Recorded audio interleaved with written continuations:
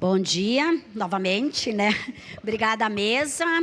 Eu acho que esse projeto, eu lembro que nós não votamos nessa lei, nesse projeto de lei das PPPs, porque nós havíamos feito emendas, 3 emendas, uma delas garantindo que todo o serviço pedagógico ficasse com responsabilidade da SMED, porque não estava muito claro no projeto, não passou a nossa emenda, e a outra era alguma questão de publicação, que eu não recordo exatamente o teor da emenda, mas de publicações para mostrar mesmo a transparência do contrato, conforme estava ocorrendo, enfim.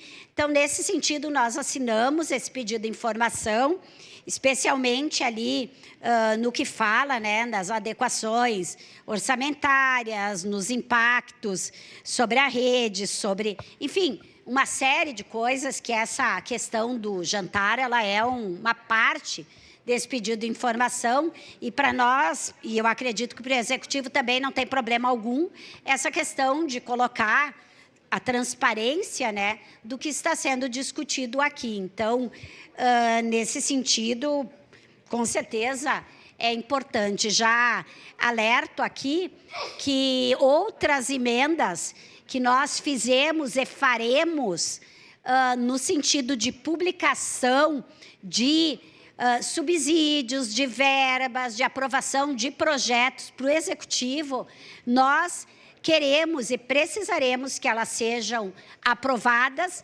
até para aprovar os projetos principais, porque eu acho que o Executivo, e nós sempre falamos isso, a bancada do PT, ela é oposição, mas ela é uma oposição responsável na medida de que nós votaremos favoráveis naquilo que a gente acredita, mas nós também gostaríamos que algumas coisas que nós propomos, emendas nesse sentido, também a base, especialmente voto favorável, porque muitas vezes são necessários esses acordos, essa discussão também da bancada de oposição.